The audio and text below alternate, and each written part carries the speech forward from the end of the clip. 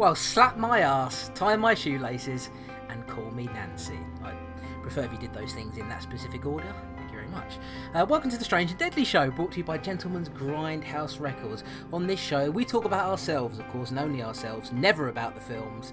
But when we do talk about the films, contradiction, we discuss films on the Section 3 list related to the video nasties. We proud by films every fortnight based on a theme. Yes, we diddly do. You can find out more information about all of our podcasts, and there are many, over at gentlemansgrindhouserecords.com. You can subscribe on iTunes and via any podcatcher you might be using. We'll give you that information again and also tell you how you can get your feedback and comments over to us at the end of the show. So here we are in the month of December, the month of Sandy Claus. My name, of course, well, you already know, don't you? But my name is Chris Clayton, and I'm joined by Tom Elliott. Tom Elliott. How have you been, old boy? I've been very good, Chris. Been very good. I guess I've been still on the old fallout for the past couple of weeks, but so we won't talk about that. But how are you? I'm very good. I'm broke because I spent a lot of money on Black Friday. Yes, Tom, I joined in with consumerism. I feel dirty and cheap.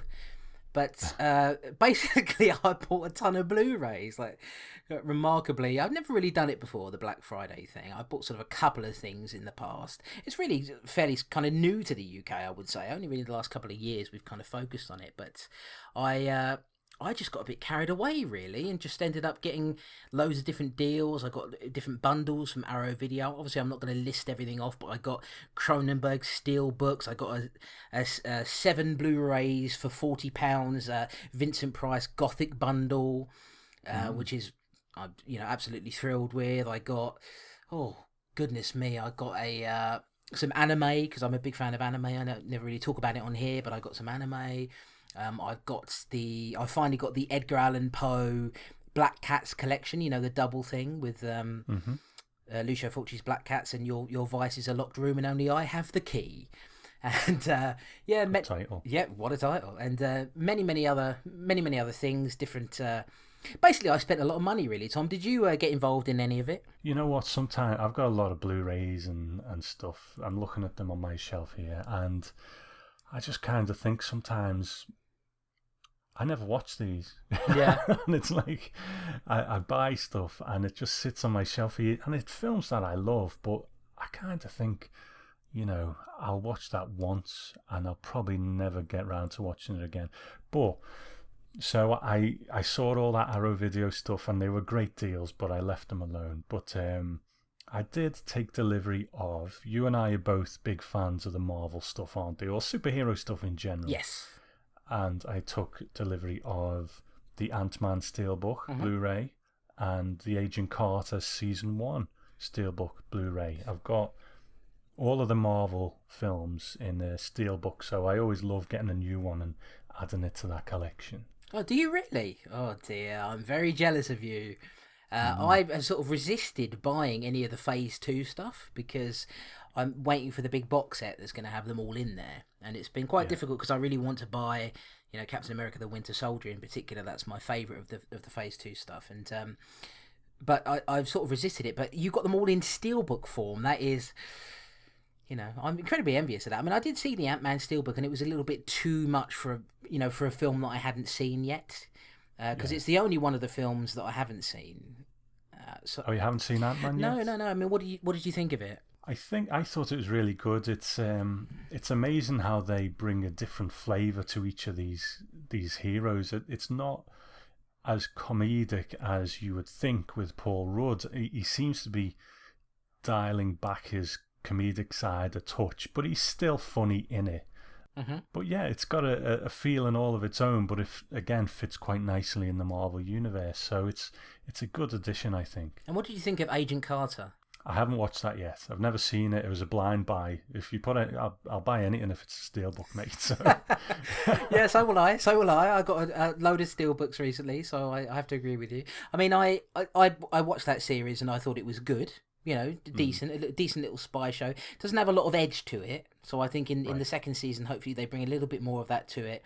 If you compare it to something like Daredevil, it seems very, tame, but in comparison. But Hayley Atwell, who plays Agent Carter, is really good and really likable, and Yeah, so I think you'll have a good time with that. I think it'll be, I don't know, how much do you pay for it? Well, this is the thing. Zavi, who bring these out in the UK, they put the pre-orders up, and it's always 25 quid a pop, which is steep. But the thing is, some of them sell out and some of them don't. So you've always got to get in there. And the bad thing is, sometimes in a couple of months' time, they will, they're not sold out, they will reduce the price, but you just don't know what will and what won't, so I always pre-order them. No, I know what you mean. The Army of Darkness steelbook was one that I was trying to get for ages. I ended up having to buy it off eBay because it would sort of come back in stock for a while. By the time I actually got to it, it would be gone again. And it would be like, oh, God, I want this so badly. I ended up getting, the latest steelbook I got was Edward Scissorhands.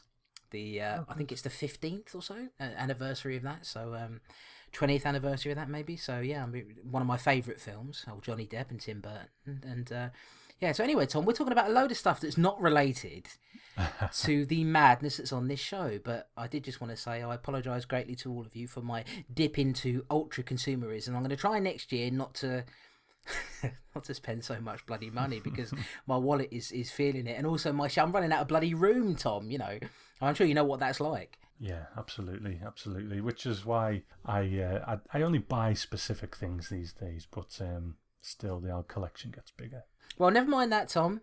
We're here to talk about some nonsense. It's something that we do on a regular basis. And my goodness, do we have some nonsense in store for you. Now, of course, last episode we covered a topic that wasn't horror related, and we're doing it again here.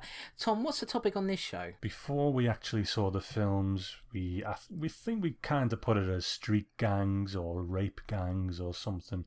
I think we'll just go with gangs because they are two very different films, but there's a gang element to both of them. So let's call it gangs, and our films are The Mad Foxes, oh my God, and Street Killers, also known as Mad Dog Killer. So similar kind of titles in that respect, but very different films. Definitely, and there is a little bit of rape revenge in both of them. So I think we said on the last episode, right at the tail end there, that we're not really fans of the sort of rapier exploitation stuff. I find it to be quite uncomfortable, really, watching scenes like that, which you would imagine would be a natural sort of human reaction. We'd hope so anyway. I find that very difficult to sit through. So, difficult to watch those scenes in these movies, but there are aspects of them that I think kind of make up for that in a way. So why don't I tell you, Tom, and the listeners, about a little film called The Mad Foxes. It's a very, very mad world. The Mad Foxes, also known as Los Violadores. It was released in 1981. It was directed by Paul Grau, as Paul Gray. It's a lot of these directors at that time would go under a pseudonym, or a very English-sounding name, I guess. It was written by Hans R. Wolfhard, Paul Grau, Melvin Quinones, and Jamie Jesus Balcazar. There we go. There's a bunch of names for you.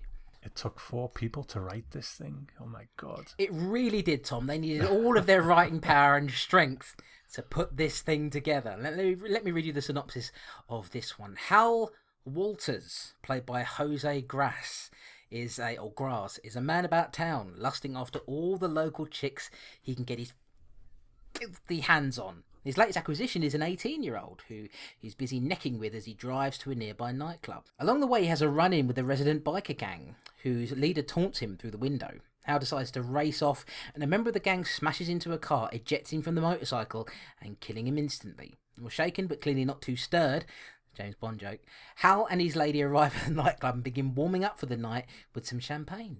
Hal is very, very keen to teach his inexperienced 18-year-old the ways of the flesh, and the two finish up at the nightclub and head out towards his place. Well, a surprise lies in store for Hal. The biker gang are waiting near his car, and they quickly beat Hal to a pulp and begin raping the young girl. Finished with the couple, they depart.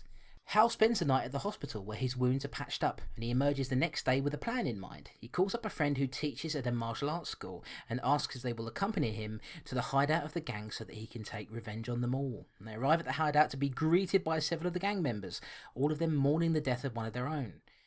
A fight ensues and the martial arts students beat the gang members up. The cherry on top involves Hal ordering his teacher friend to cut off the leader gang member Satisfied that that's the end of it, Hal returns home. However, the remnants of the gang has other plans. As payback, they invade the martial arts school, throwing a live grenade in, and then shooting everyone just for good measure. The cheater also pays with his life via a knife to the chest, but not before betraying Hal and revealing where Hal lives. The gang arrives at Hal's home, but Hal gives them the slip and decides to drive out to visit his parents at their mansion in the country. Along the way, he picks up a girl who he decides to bring with him for the visit. They make it out to the mansion and spend time there making love and having adventures outside. It's not long, though, before the vengeful gang find their way there and begin slaughtering the workers at the house, as well as Hal's parents. Discovering their dead bodies, Hal swears revenge, and armed with a shotgun and a penchant for killing men with very floppy cocks, he prepares to take the gang members out, one by one. Hello. Linus? It's Hal. Babsy was raped yesterday, and I want you to do me a little favor. That's not possible. How is she? Pretty bad. She's in the hospital right now. Sounds like a story, yeah. Who did it? A gang of bastard hoodlums. I know. Where to find them? And you want us to help you, is that it? Yeah, that's it. Would you? Of course. You gotta tell us where we can find them. I think they're celebrating a funeral tonight at the amphitheater. We gotta give those pigs a good whipping. Yeah, we'll meet you there. You can count on us. We're gonna teach them a lesson they won't forget. I knew I could count on you, Linus. Well, that's what friends are for. My boys and I will be happy to take care of them. How many are they? 5 or 6, but pretty dangerous. Don't worry. We'll give them a very special treatment. You know our methods. I'm just waiting for the night to come. All right, we'll meet there. At 8. Yeah, tonight there'll be a good show at the amphitheater. See you. So, Tom, floppy cocks, explain. I can't explain anything about this one, to be honest. Just when you think you've seen it all, a film like Mad Fox comes along and just blows you away. I'll just skip to the end for a moment, because at the end of it, I just sat for a moment in disbelief as to what I'd just watched and how it ended. And there's just so much to talk about in this one that I really don't know where to begin, but I guess I'll just try and give an overall view of whether I enjoyed it or not. And in a funny old way, I did, but it was purely for the kind of what factor of it. That did they just do that factor? It's terribly made, terribly dubbed. Nothing in it is good. The fight scenes are shit. It gets a bit grisly every now and again, but so, okay. The car chases are just laughable. There's no logic to any of it. It is ridiculous and it is awful. But I was kind of entertained by it to a degree, just for purely what the fuck factor. So we'll get into the details of it, but that's my kind of overview. So how about you? It sounded like you wrenched that out from the very bottom of your soul, Tom, in order to get that out. This has to be a standout on the Section 3 list and on this show so far, but for all the wrong reasons, really. It is dreadful, but there are a lot of moments in it where I had very much the same feeling. Where I'm just sitting there thinking, "What did that just happen?" But then, how does that connect to that bit? But then that happened. But then, why are these things happening? And why is that happening? And why are there so many naked men? There are just so many different things happening. It really is everything and the kitchen sink kind of film, because they throw everything in. There's no focus to any of it at all. Like you said there, it took 4 people to write this. I mean, it must have been 4 people writing a completely different story, and then somehow they were able to, sort of meld the thing together. It is in no way a good film, and yet, like you say, I was entertained by it. There are so many problems with it and I think it very nearly goes into so bad it's good territory, but I think it's just got some sort of fundamental flaws at the root of it that kind of stop it from getting there. But yeah, this is bonkers, isn't it? Right from the get-go. I mean, our opening scene is our hero, in quotation marks, because let's face it, he's a dick. Oh, he's a twat. He's in his weird-looking muscle car with this young lady. And at first, I thought it was a cop who knocked on the window or something. Yeah. And, he's just this guy. It actually turns out to be a member of a biker gang. Just starts giving Hal shit through the window for no reason. Fair enough, it's a biker gang, an evil biker gang, and he's doing that. So Hal gives him a bit of shit back. The biker spits at him. And when Hal drives off, his car turns a corner, and for no reason at all, a motorbike just drives straight ahead into a car, and a dummy driver flies off it. Yeah. And it's like, there's really no reason for it, and there's no reason for a lot of things in the movie. But, right from the get-go, you're just sitting there going, okay, right. And it's this that's the catalyst for the sort of rape aspect, but we'll get to that in a minute, because then they go for a nice drink, don't they? Yeah. Yes, they do. And let's be honest about this. I mean, Hal is a perv, isn't he? I mean, a major perv. I mean, he's sitting there with his 18-year-old girl, supposedly 18-year-old girl, and several times he very strongly implies that he's been waiting for her to turn 18, because he mentioned it a couple of times, like, oh yeah, 18 years old now, and he's so like pervy and slimy and not a very nice man. He's got a weird face. He makes weird facial expressions through the whole movie. But already you're thinking, okay, I mean, what's it? I wouldn't have even been surprised if he'd put like a pill in that girl's drink, because he just is that sort of, that sliming. We've had, like you say, what happens at the beginning of the film. We're already thinking, okay, I mean, this is the dorkiest looking biker gang you've seen in the film so far. Yeah. Like you say, I mean, this guy's supposed to be the leader of the gang. He looks like Bob Hoskins, and is not very intimidating, it has to be said. And like you say, why does the guy crash? I don't understand. Like, Hal doesn't touch him. He doesn't bump him with the car. The guy just presumably just is not looking where he's going, and off he goes. So we get the scene at the nightclub there, and then I was going to say they leave the nightclub, but before they leave the nightclub, Tom, something strange happens. We get a scene of people dancing for no apparent reason, and it's almost like they filmed it for something else completely and just jammed it in there, because it has no relevance to anything that's going on in the film whatsoever. It's just people dancing. People dancing in a very synchronized fashion. It's like someone putting on a show, isn't it? Yeah. And it's like, we're meant to believe that, yeah, this is what happens. You go to the club, you do some synchronized dancing with everyone else in the club, and it's just. But the thing is, it's quite elongated, isn't it? I mean, I can't remember for sure, but it must go on for a couple of minutes, because it felt like it. Just like, okay, we're going to point the camera at these people dancing now, so just enjoy. Yeah, exactly. And it's strange, because at the end of the dancing sequence, the guy who's holding the girl at the very front there, he looks into the camera like, ta-da! It's like, what a strange moment it is. And it's especially strange because it's quite a sort of light-hearted moment, followed by something that's sort of, vaguely disturbing. What happens there, Tom?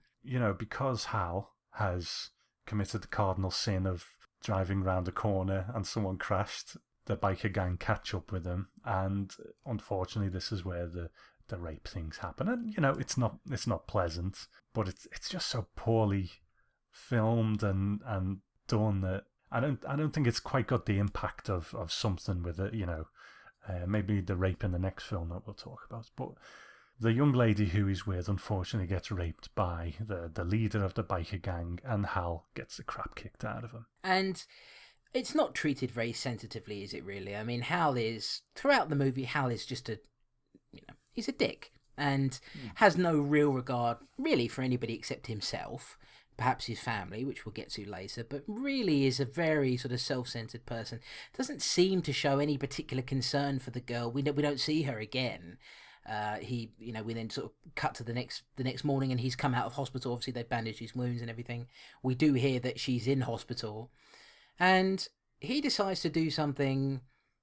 He decides to enact revenge in some fashion. And what he does is speak to his friend, who's a teacher at a martial arts school, who is also the director of the movie, by the way. Really? Okay. Yeah. And first of all, I would just say this. If there's a martial arts school out there that is prepared, the Sifu at the school is prepared to take all of his students out of the school to go and beat someone up. It's not a very good martial arts school. In general, in martial arts schools, they do teach you self-defense, not go out and kick the shit out of a gang. It's not really the sort of thing that would normally happen at a martial arts school, but they go out there. And there's this sort of place there where they're mourning the death of this one guy who couldn't look where he was fucking going. Nothing to do with Hal, of course. And Hal's there. And all these guys come in wearing the brightest white suits imaginable. And they come in and they and there's some martial arts choreography, isn't there, Tom, that goes on. And it's really good. I know you love a martial arts film, Chris. So, I knew you'd enjoy this section. But it's really good. These guys in their white suits sort of trot down the stairs.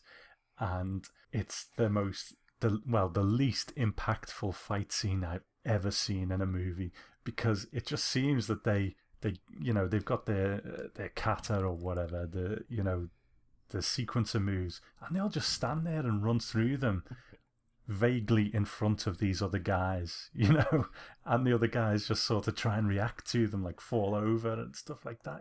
You really need to see it to believe it. Yeah, I mean, we criticise, or I criticised Firecracker, which was a film that came out ages ago, but this takes the cake. I apologise to the people. I mean, at least they were trying a little bit. Here, not so much. And I was beginning to think, oh no, don't tell me this is going to be a really lame martial arts movie where this guy, gets trained in martial arts and he runs around, he can't fight, and it's just, an hour and a half of nonsense. But no, the martial arts kind of ends here. We get the way the scene is capped off is very interesting. Basically, this guy, Bob Hoskins, not the actual Bob Hoskins, by the way, but a lookalike, gets sort of pushed out. It doesn't really seem to fight that much against it, and gets the old will ear cut off. And so they cut off the old schlonger and then they stuff it in his mouth, Tom. Because that's what martial artists do, Chris. That's right. Self-defense and all that, Tom. Yes, the old lop off the cock and put it in their mouth move. It's a classic for a reason. So you're beginning to see that, okay, we've already got sleazy guy, lame biker gang, with a neo-Nazi bent, by the way, which we'll get into as we go along. We've got, so sleazy guy, loves to sleep with young women, has no particular regard for anybody except himself, lame biker gang, martial artists. Well, what we're going to get in the next scene, or the next big scene, is the remnants of the biker gang deciding to take their revenge on the martial arts school. They do this by going on in there when the students are training and throwing a grenade in there. The least effective grenade of all time, Tom? Yes, quite possibly. It's because they have to go in and finish them off, don't they? Yeah, exactly. And all it seems to do is just knock them out. It doesn't destroy anything. All it pretty much does is just sort of knock them all down so they can be shot. Yeah. Very strange thing. Well, they managed to coax the incredibly loyal karate teacher into giving them the whereabouts of Hal. Not a very good friend. And then they stab him to death. And so what we get now is them visit. Basically, they're really annoyed with Hal, which is understandable because he turned a corner. Tom, you don't turn a corner in front of a gang, because if you do that, vengeance will be lain upon you. And very dangerous. Very dangerous. And so the biker gang, they head there. Little kid sees them, bullying one of the guys there, and warns Hal, and Hal manages to get away. We get a car chase. Very good car chase, Tom. Up there with the best of Bond. Oh, I remember. Is this the one on the bit of waste ground? Yep. Where he drives on. A car just, for no reason, drives up a ramp and turns over, and two motorcyclists just drive on and fall off their bikes without anyone touching them. That's right. I think what we're learning here, Tom, is that Hal's got some sort of force field around his car, and he's somehow able to just sort of make people do things. They sort of bounce into some sort of energy shield that we don't see, and it sends them toppling. It's the only explanation, unless it's just his manly power that somehow knocks them over. But we get a moment of insanely bad logic where we meet the character whose name I can't remember, but she's a girl. She's already in the good books with old Hal, and she's rolling around with this, frankly, not impressive looking dude. He's, floppy cocks aplenty. As we see, he's got his cock flopping to the wind, and he's rolling around with this girl, and she seems to be sort of quite loved up with him, or so we think. As soon as Hal drives by, she decides to, hitchhike, as it were, and gets into the car, leaves that dude behind, like he's gone, with the poor guy with his red trunk is left out there, and she decides to travel with Hal, doesn't know him, has never met him before. He doesn't know her, has never met her before. Decides to take a woman that he's known for 3 hours at this point, by the time he gets there, to his parents' mansion. Well, the thing is, the bit that is even more laughable is she's in the car for about 30 seconds before he says, I'm just going to my parents' house, would you like to come along? Yeah. She's like, yes, okay. So off they go. Yep. And he gets to his parents' house with this lovely jolly old couple, and they have lots of sex there. But the thing is about the sex scenes in this film, now in any other film it would be, they get together, they kiss for a little bit, maybe she takes her top off, that sort of thing. But in this film, you see the whole thing to completion. Now, it's not hardcore, and that's not what I'm saying. You'll just see his pasty white arse pumping away until he's finished. Yeah. It just doesn't set it up and cut away. It's like, okay, we're having sex now, and we're having more sex, and we're carrying on, and I've just come. I thought you were making a statement there, Tom, at the end of that. I've just come. I was like, I didn't know whether the two were connected or not. No, you're right, but Hal ain't got no time for that.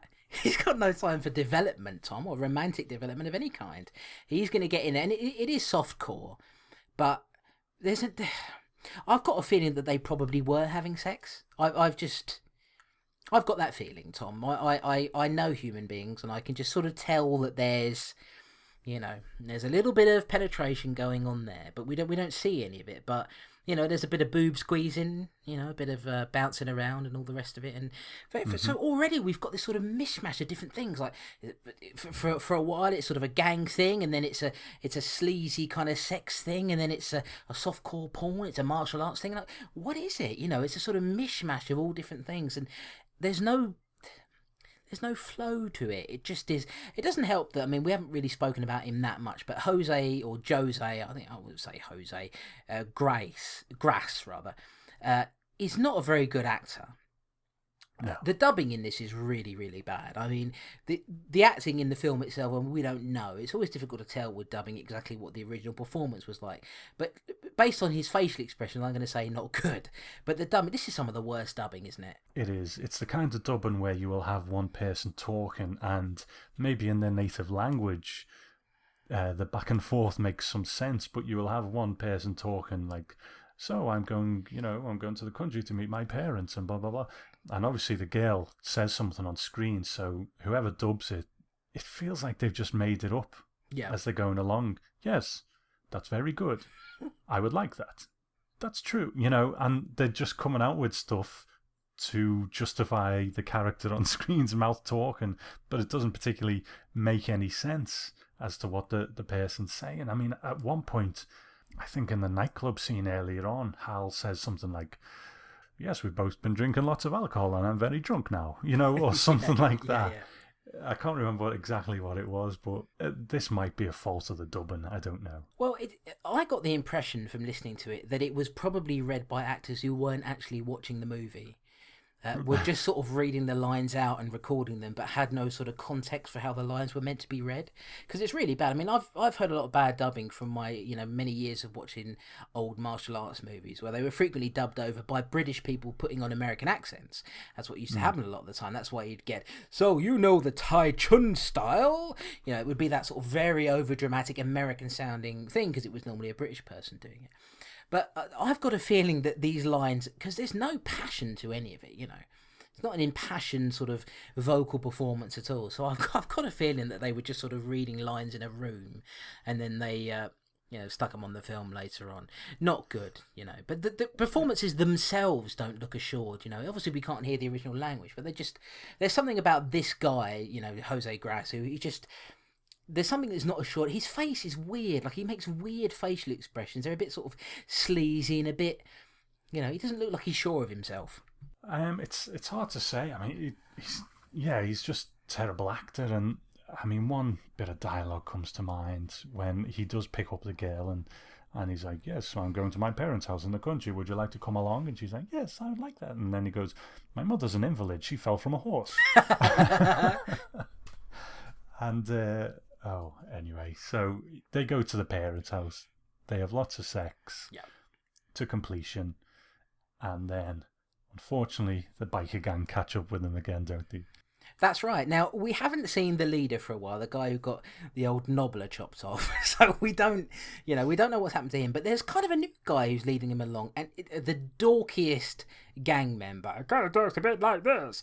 And he comes in. All the gang members come in. There's a little bit of graphic violence here, There's a guy who gets a pair of shears through the mouth. Friday the 13th, part 5 style. We see the aftermath of it rather than the actual, but then we see the aftermath of it in Friday the 13th part 5, actually, now that I think about it, because it was cut by the MPAA, wasn't it?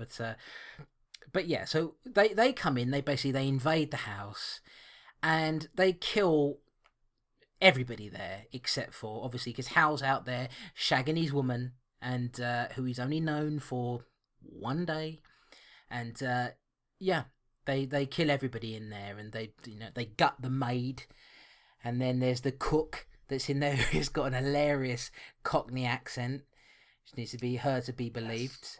It is. I mean, he led them there to begin with, so it's kind of his fault. Like, he's on the run from them, and he just decides, you know what I'm going to do? People are chasing me. I'm going to drive to my parents' house. It's not a great plan, is it? The police perhaps would have been a better choice. Yes, they're very absent in this film considering what goes on, but yeah. Yeah, not a lot of police involvement in any of this, really.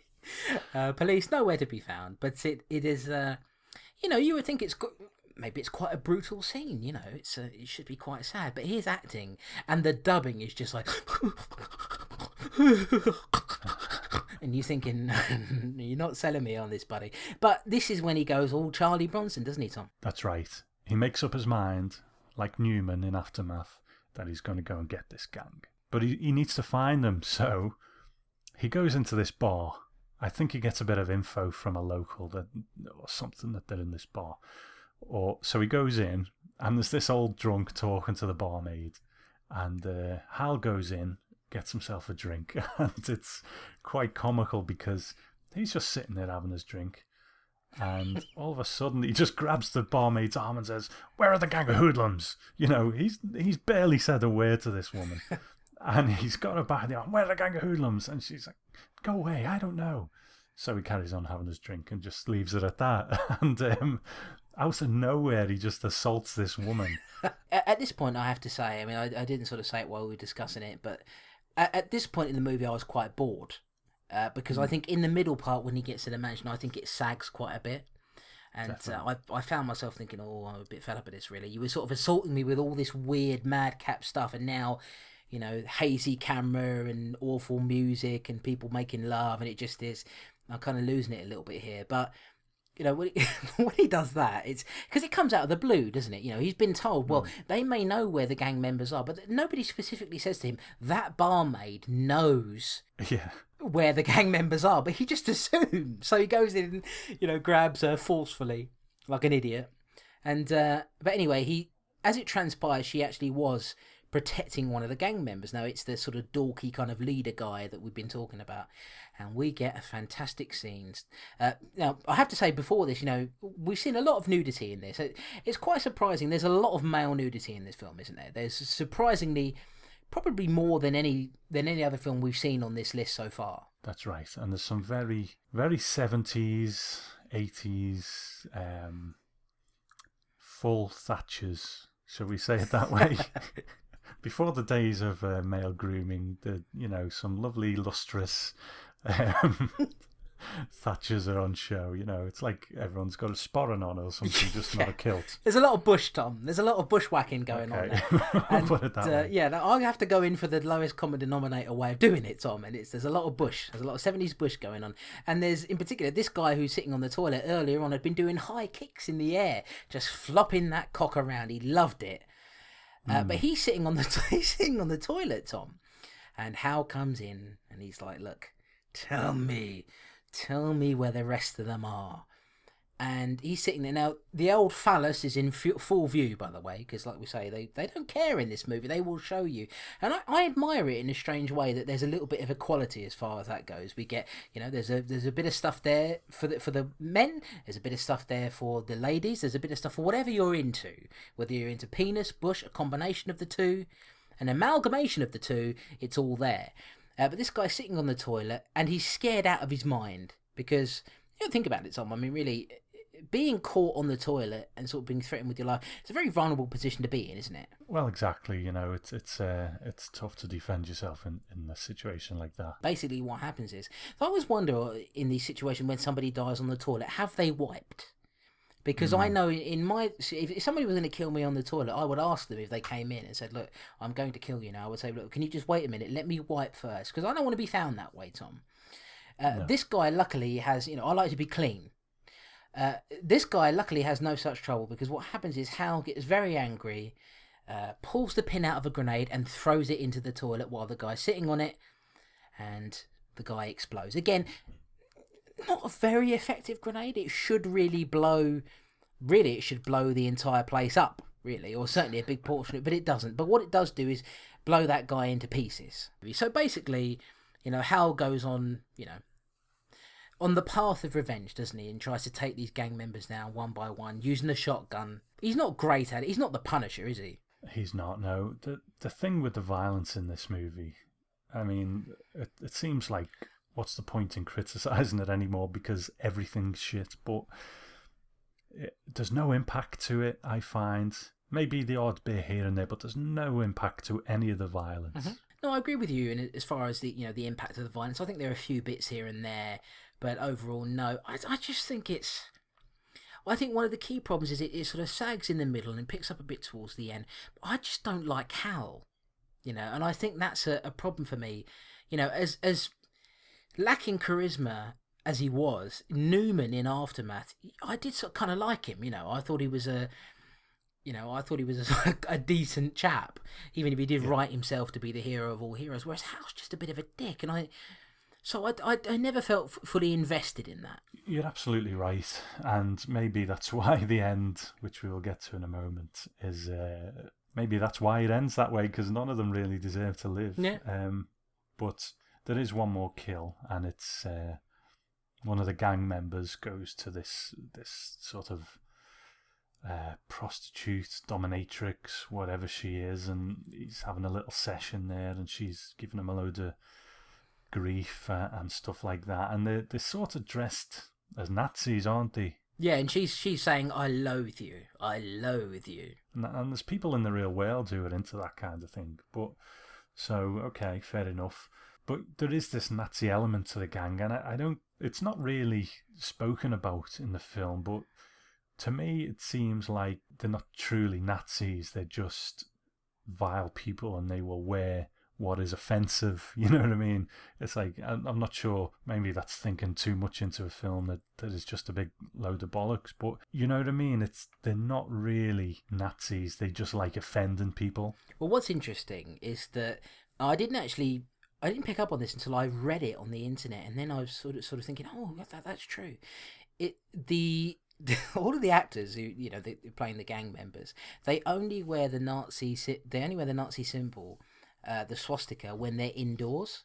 They never wear it when they're outdoors, presumably because they didn't want anybody to walk by or something and see them all dressed up as Nazis. So they only wear them indoors. So perhaps that's an element of it. I just think they were trying to be offensive, just wear the most offensive kind of propaganda bullshit kind of symbol. The swastika was actually, believe it or not, before the Nazis took hold of it, kind of a cool symbol, and then it was unfortunately taken by Mr. Hitler and perverted in that way. But strange seeing this with the dominatrix there, and Hal comes in, kills the guy, and after a tussle, and so that's sort of the end of that, really. And then we get what we think is the closing of the film. How he's tired, he's battle worn, goes home.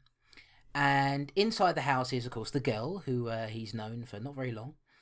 And by the way, we should say, not only does Hal have the girl, the 18-year-old at the beginning, there's another girl later on when he goes home who's sleeping in his bed.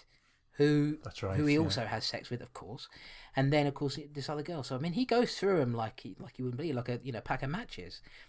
And so he goes in there, and the girl runs to him, sort of kind of screaming, this guy's here, and he says he's going to blow up the place. And it's the original leader, the guy who got his tabernacle cut off, and he's got a bomb there, and he's got a button, a big red button, which is the way it should be done with a bomb, Tom, I find, is that just put a big red comedy button on it, and that tells you everything you need to know. You press that button, and it's going to detonate.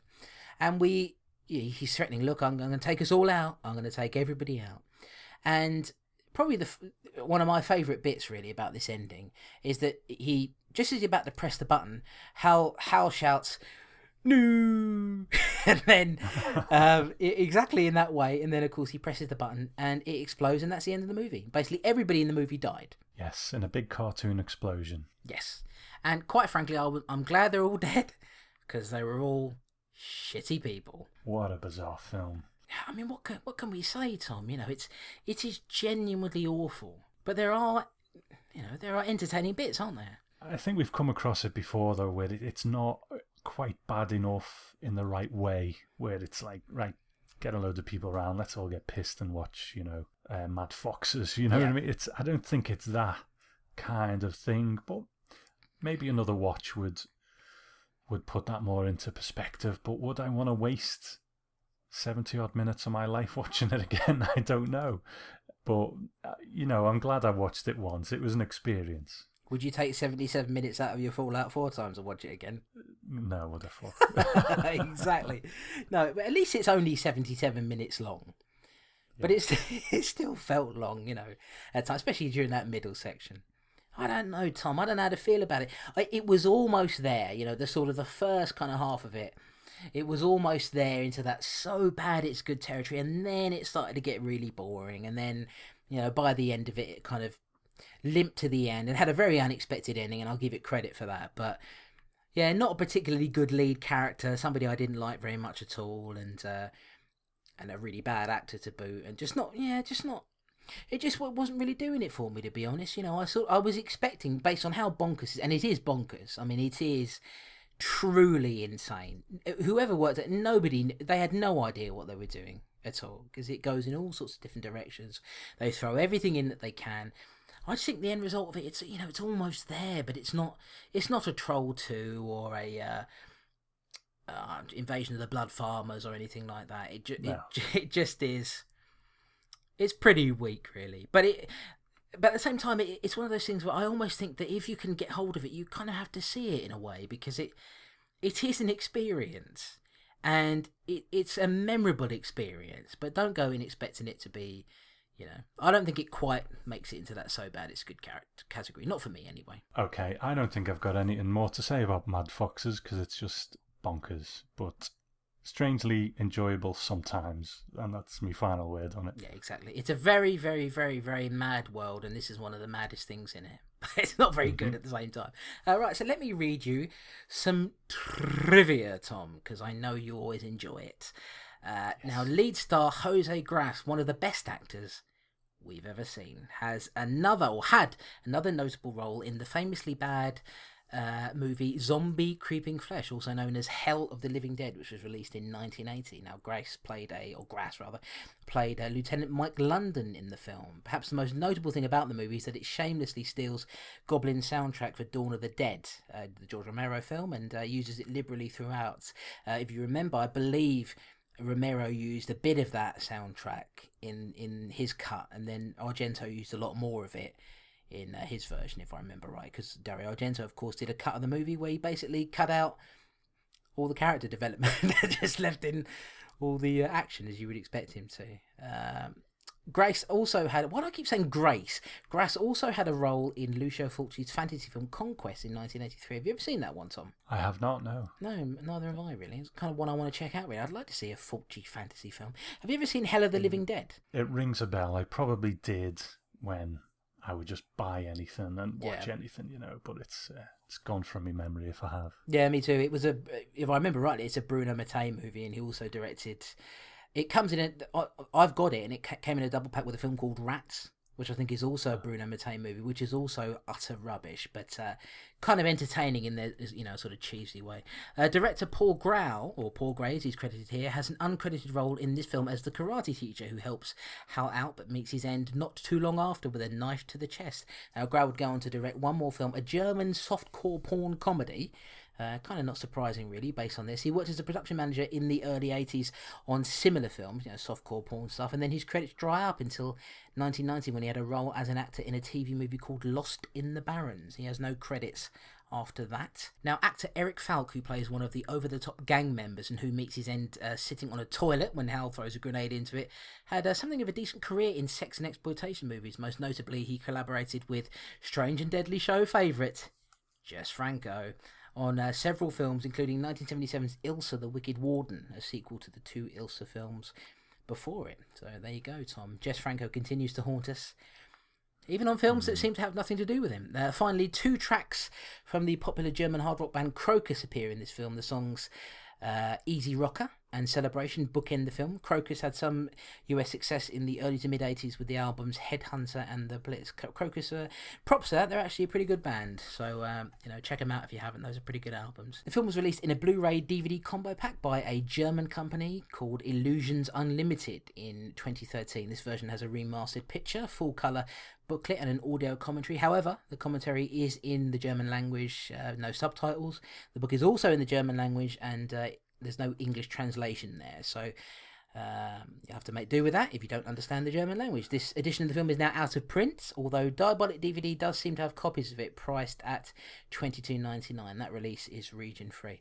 I have to say, if you can find this film somewhere, give it a go. But I wouldn't recommend paying money for it, really, because I don't. It blows my mind that it's on a Blu-ray. It absolutely blows my mind. Someone has remastered this and put it on a Blu-ray.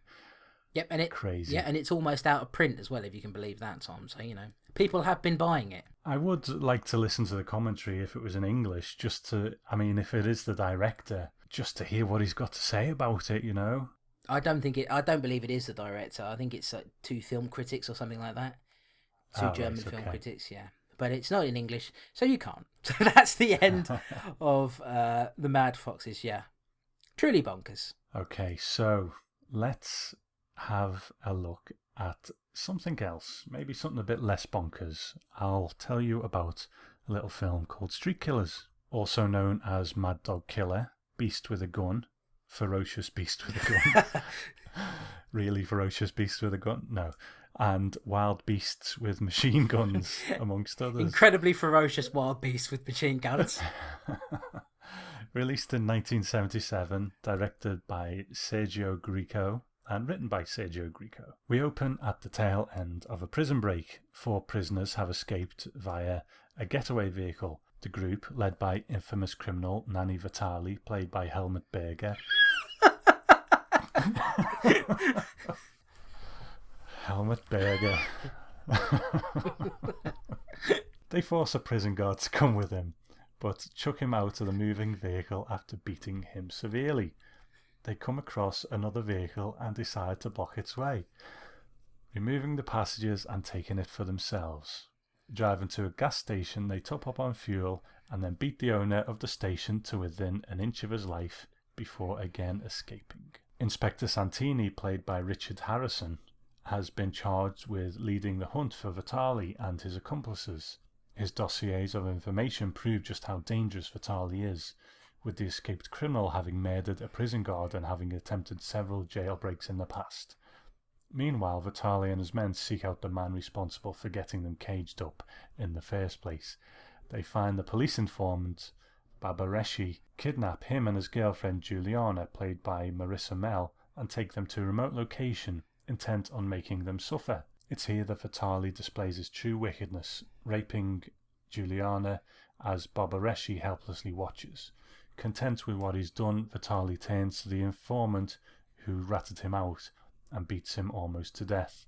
His accomplices dig a hole and drop Babareshi into it and cover him with lime as he screams his final breaths. Off they go again with Juliana unwillingly along for the ride. Santini suspects that Juliana may know something about Vitali, so he has his officers keep watch over the hotel she's staying at. It's here that we discover Vitali is using Juliana as a means to rob a factory owned by her father. He continues to rape and use her until she's finally had enough, confessing to Inspector Santini that she's been used by the deadly criminal. Offering her police protection, Santini arranges for officers to take the place of the factory staff in order to trap the criminals. However, the bust goes wrong, and Vitali and his boys make their exit with several hostages.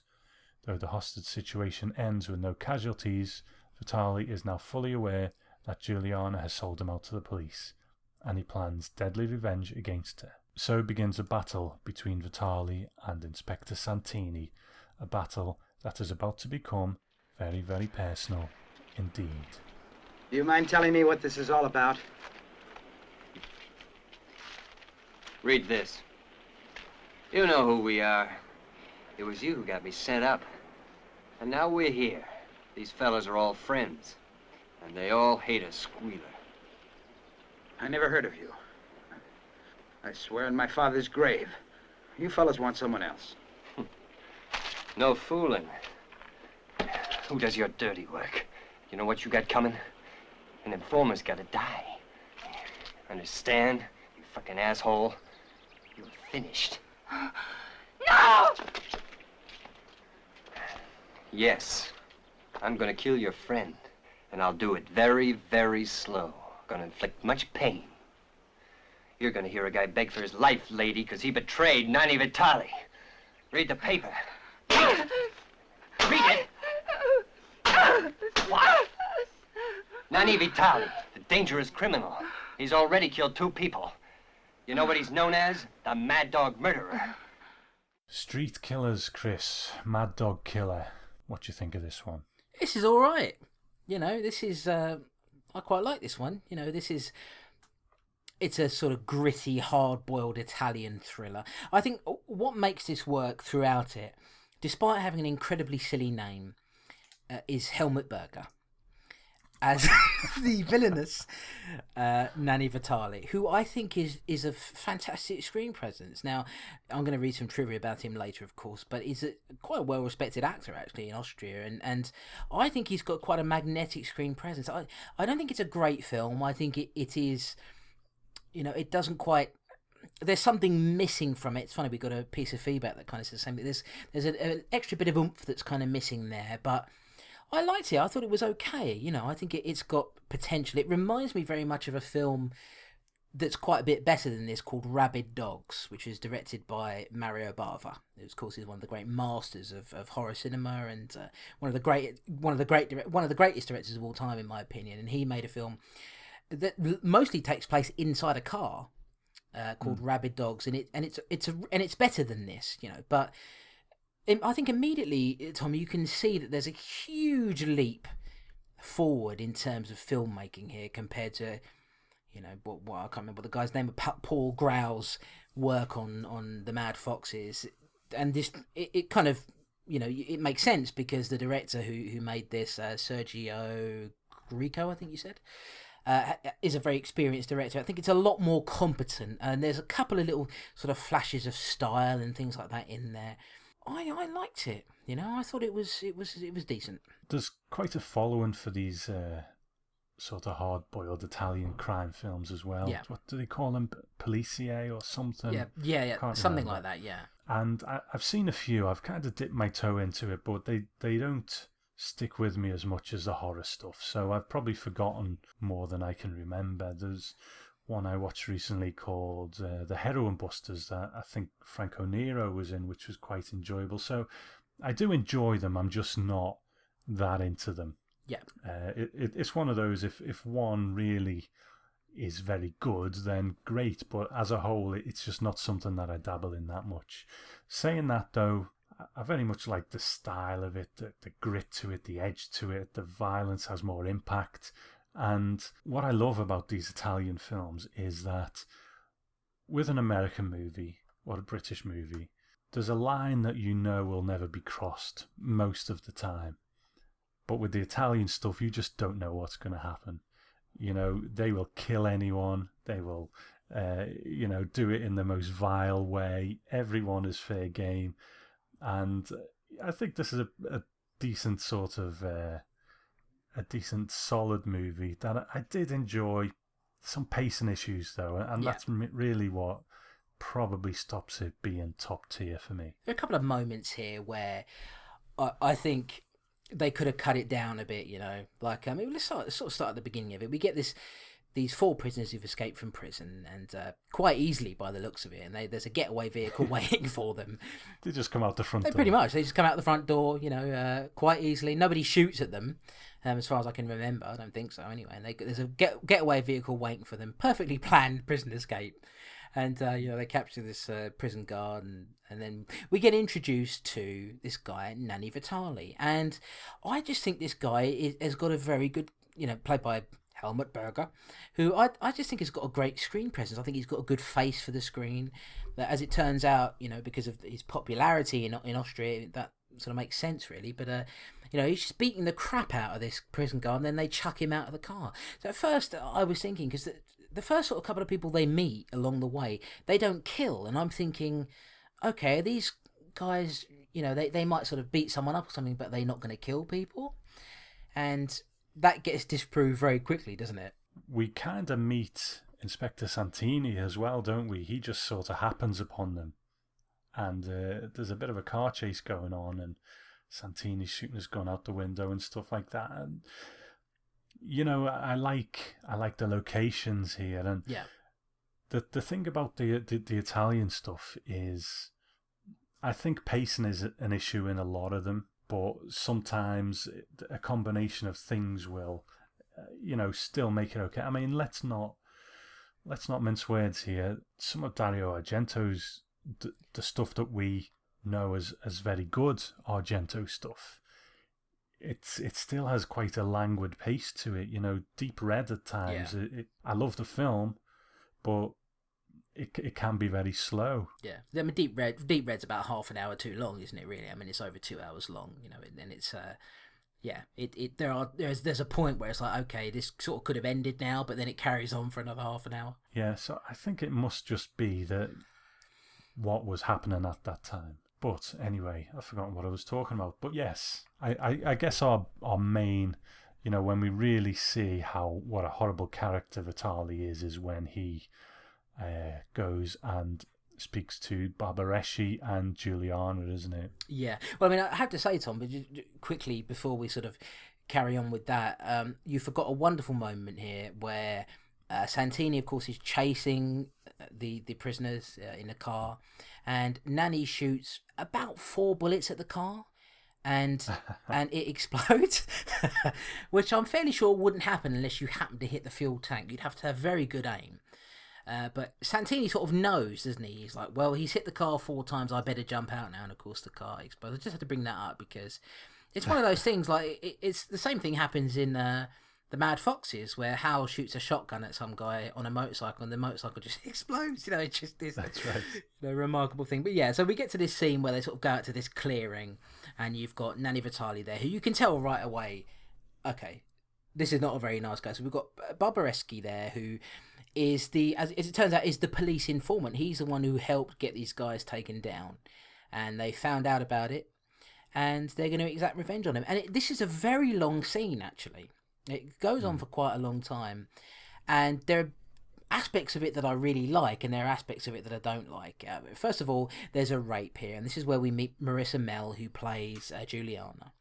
And Vitali's going to have his way at the end of the day. The guys who are with him are pretty scared of him. You can kind of tell. He's got that very sort of leading quality to him. Well, he goes off into sort of the bushes there, but still in full vision of everybody, and he proceeds to rape this girl. And it's very, very clear. It's definitely a more disturbing scene, I would say, than the one in the Mad Foxes. Yeah, absolutely. Because that was, not that you can have a comical rape scene as such, but it was just so poorly executed in every way that it didn't really have that much of an impact. But it's nasty, isn't it? Yeah. It's quite vile. And I don't know about you, but there's a moment Vitali's raped her, and then I think he goes over to Barbareschi and kicks the crap out of him. And then when he's walking back to Juliana, she's sort of by the tree, and he's sort of walking over, because he is a very handsome man. And he's doing this smouldering look at her, like, look at me, look at what a dude I am. And she's sort of by the tree, and it was hard to know what her body language was doing at that point. I actually thought the film was going to have her kind of go, oh, Vitali, and fall for him because of the way she was kind of looking. And maybe it's a problem in her performance or something, but it was a very strange moment. I thought, oh no, you don't want to be going here, have a falling for him, this bad boy. But was that just me? Did you get that at all? Well, I actually kind of thought that it was kind of a decent performance by Marissa Mel, because you can't really get a read on her until she visits the police later on in the movie, and then we go, okay, well, she definitely is under duress through a lot of this. I thought she sort of did quite a good job of, during the rape scenes, for example, she looked genuinely kind of aghast and disgusted by what's happening. I know what you mean, though. In that scene, but I was thinking, like, is Vitali all of a sudden going to have kind of a change of heart and sort of regret that he did all of this, because he was looking at her and the music as well. Like, I quite like the music in this as well. There's a couple of sort of nice, a couple of nice sort of synth pieces in there that they don't overplay it too much, and it's not bombastic like it was in Aftermath, for example. It doesn't pummel you over the head, but there's just some nice kind of soft pieces there. I definitely see what you're saying. I can sort of understand, because there is that moment where she's by the tree and you're thinking, well, you haven't tried to get away or anything, which she probably could have done, really, because they were all busy beating the crap out of Barbaretsky, So it's entirely possible that she could have tried to make a run for it, but she's just sort of standing there and you're thinking, okay, what's going on? But I don't know, really. I kind of thought Marissa Mel did a reasonably decent job of making it difficult for me to get an exact read on what was going on in her mind until it's made clear later on. I just think in that moment, she had a look of, at times it was veering towards oh, look at him, Yeah. The way she was sort of holding herself. But anyway, so that happens. They shove a load of lime over Barbareschi and they bury him, and then they sort of they hole up in the city, don't they?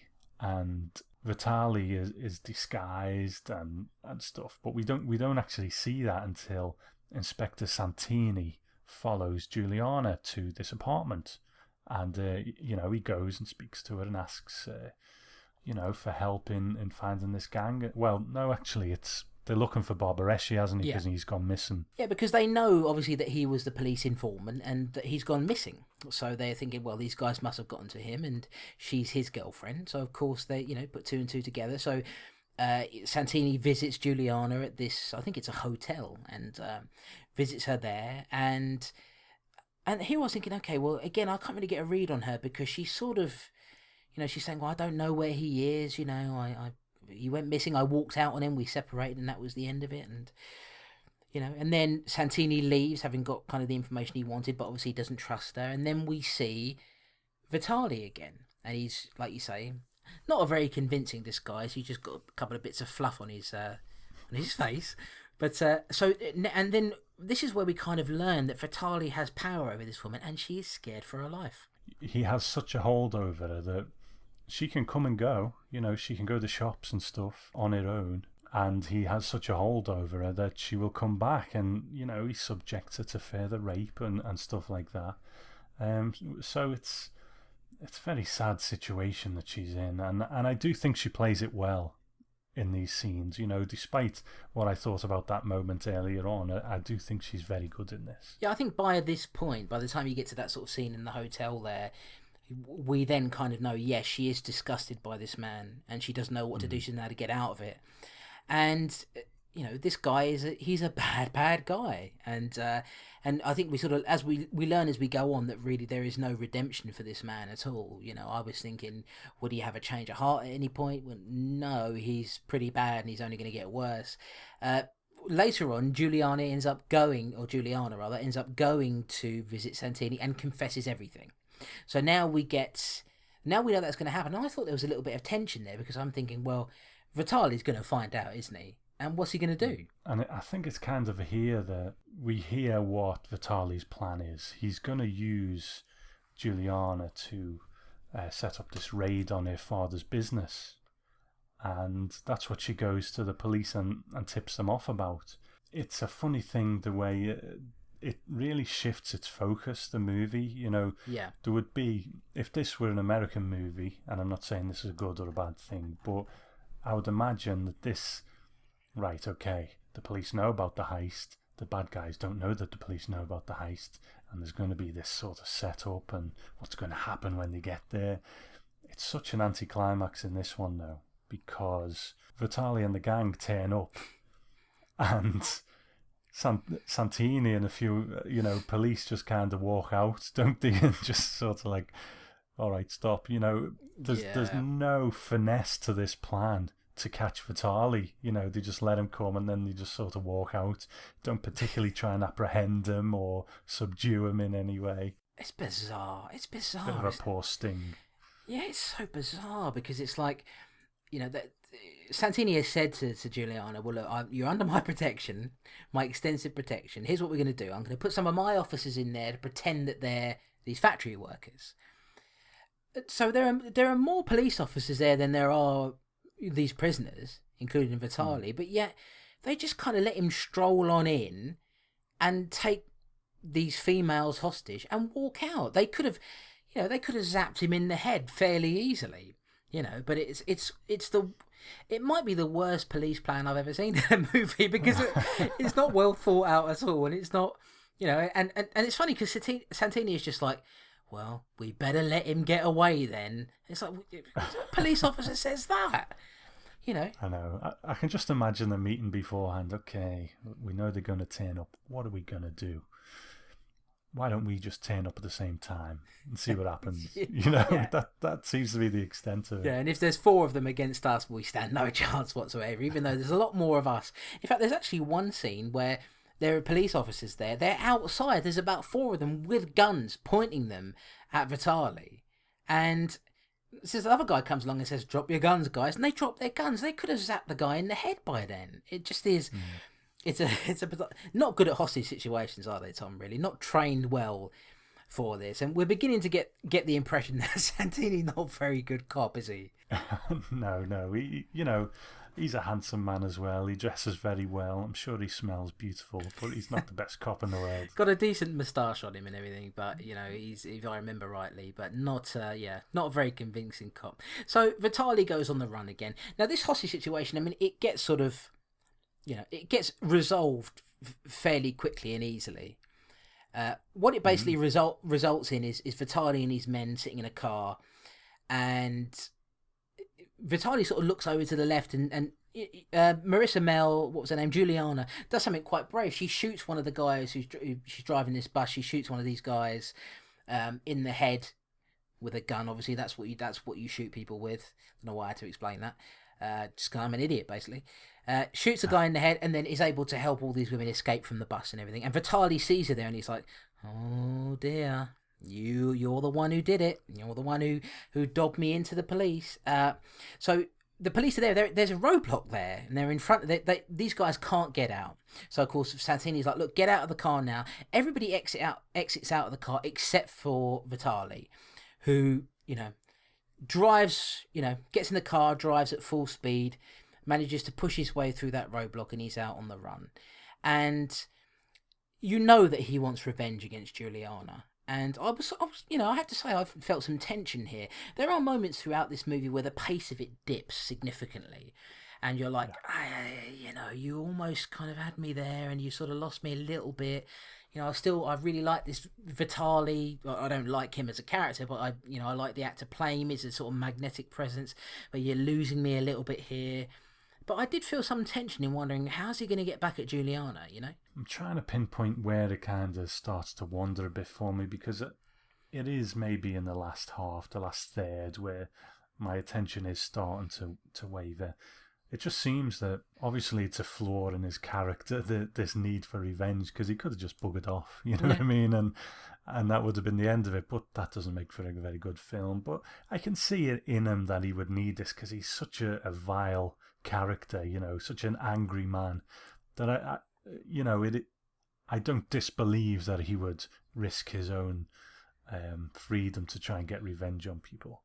So, but I'm trying to recall where it kind of loses steam for me, but I think, like you say, it seems to be in pockets here and there rather than at any specific point. Yeah, I'd agree with that. I kind of wish, really, that that much of the film had played out at that factory with maybe a big shootout or something like that. Like, I think, because I think that's a good location for it to have happened. You know, the prisoners would scatter there.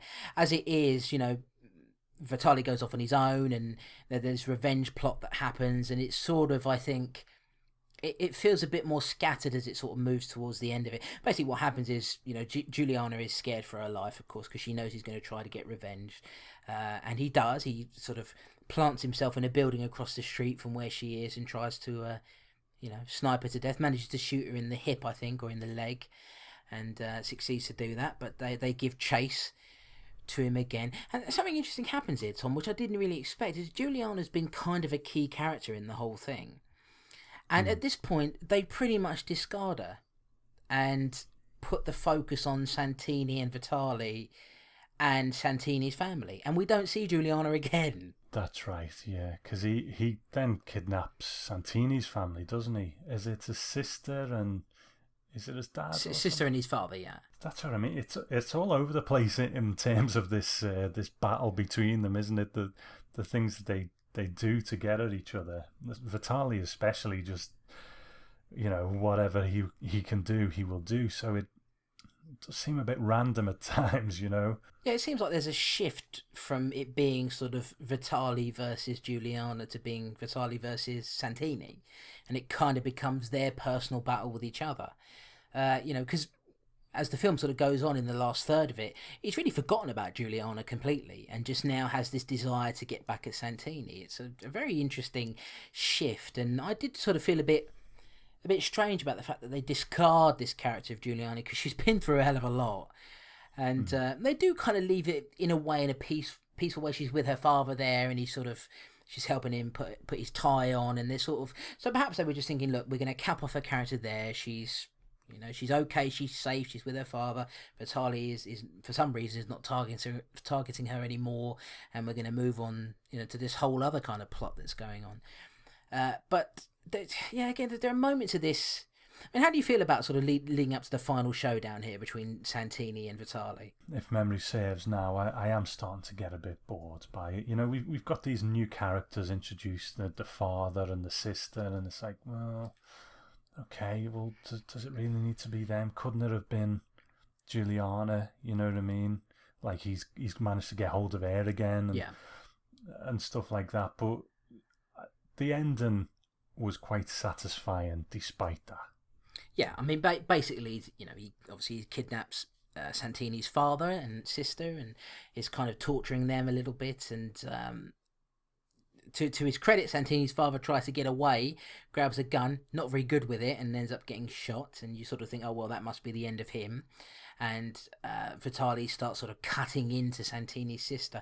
We get this final showdown, and it's quite satisfying because what happens is Vitali is pointing a gun. You know, he's got the sister there as a hostage. He's pointing a gun at Santini. Santini manages to knock the gun out of his hand, and we get a moment where Vitali looks at him with genuine fear in his eyes for the first time in the movie. And I thought it was very well played by old Helmet, that he sort of gave him that look like, wow, I have nothing. I don't have a weapon anymore. I'm defenseless. I'm kind of a coward, really. And I thought that was, you know, an interesting moment. And then, you know, Santini proceeds to beat the crap out of him, basically. Again, credit to Helmet. Old Burger. Helmet Burger. The moment when he is getting led out by the two cops. Yeah. They've caught him now. I don't know why they didn't put the cuffs on him, but they lead them Strange. out. And he is just like this sort of savage beast in a way. Yeah. You know, this is the true guy. You know, this veneer of this handsome man with his lovely blonde hair and his leather jacket has gone. This is what he is. He's just a monster, and all that facade has completely gone. And I think it's a great moment. Yeah, I think it was a great scene, and I think there's almost a bit of vulnerability in there as well, as knowing, well, they actually really got me, and there's nothing I can do about it, you know. I think, yeah, I like this film. I have to say, I enjoyed it, but there was a moment where I was like, "Oh, I was almost getting ready to pop on Amazon and see if I could get this," and it's just not, it's not quite there. It's sort of, I found myself impressed by it. At the same time, I think there's some decent filmmaking in it. It's shot well and it's acted well. I mean, the dubbing. Obviously, this is an Italian film, wasn't shot with sync sound, so everybody's dubbed over. I think the dubbing is miles better than it is in the Mad Foxes, for example. Yeah. Old Mr. Berger would it seems to be a very good actor. I would, kind of would, in a way, would have liked to have heard him actually delivering the dialogue himself. I don't know who dubbed him over, but it there's a lot of good stuff in this, but it just is, like you say, it just pacing issues, man. Pacing issues. I think if you just cut it down a bit and refined it and maybe had a better, because I like the conclusion of it, but maybe a better lead up to that conclusion, maybe a stronger place where that final showdown can take place. I think we'd have had a bit of an exploitation classic. As it is, it's not, it's not quite there. It's a kind of a 6 out of 10 sort of film for me, where it's decent, compared to the Mad Foxes, which is rubbish, entertainingly so. I have to say, Tom, as much as I enjoyed this compared to Mad Foxes, I have to say that the former is more memorable than this. I would say, you're going to remember things about the Mad Foxes, whereas this is perhaps maybe a bit blander. But I don't think that's to its I'm not saying that to discredit it. I thought it was a decent watch. You've got Helmut Berger doing as a standout in a film that unfortunately doesn't quite match up to what he brings to it, but worthwhile watch. Again, I wouldn't. There's probably fans of these movies who will probably hold this up quite highly, and that's great. You know what I mean? If that's your thing, then absolutely. But like I say, maybe it's just that these Italian sort of police movies aren't entirely for me. I do enjoy dipping my toe into them, and I have seen some and enjoyed some, but on the whole, maybe they're just not my thing.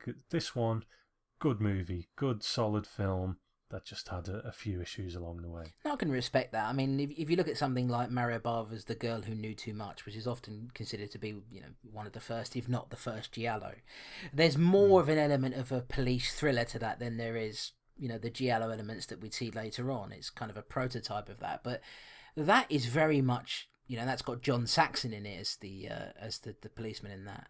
I think that this is, it's comparable in terms of style to a film like Rabid Dogs / Kidnapped.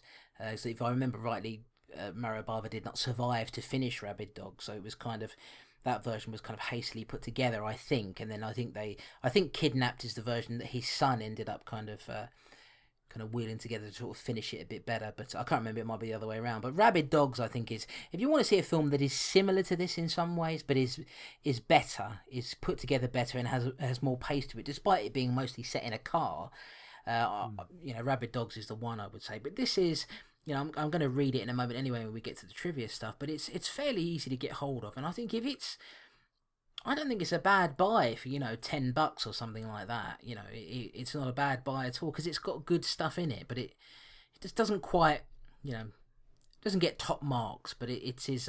So I was surprised by this, honestly, Tom. Watching it after the Mad Foxes, of course, there's that element of it being a bit disappointing because it's not as outlandish as that one, but it is, in every way, it's a better movie, but it's just not as memorable. Yeah, it's almost a disservice to put it next to something like the Mad Foxes, because you do end up comparing them, but there's no comparison really. But you're right, we will remember Mad Foxes just for being so crazy, and this, unfortunately, ask me about this in 6 months, ask me about this in a month, and I probably won't be able to remember much about it. Yeah, unfortunately, that is the case. I mean, we'll remember Helmut Berger, and we'll probably remember his performance in this. But yeah, the film itself is not quite there. But I have to say, I did like it while I was watching it. A good chunk of it anyway. Let me tell you a bit about Helmut Berger in the trivia section, Tom.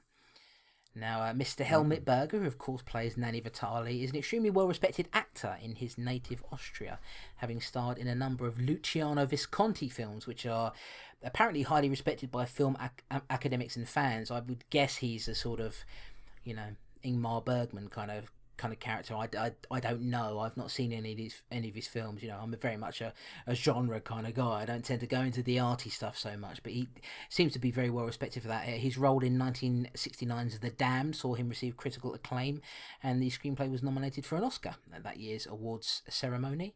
Berger was also romantically involved with Luciano until his death in 1976, and was well known for his bisexuality and being very free sexually. His frequent androgynous roles even garnered notice from pop star Madonna, who considered him an influence when she was interviewed in the 90s.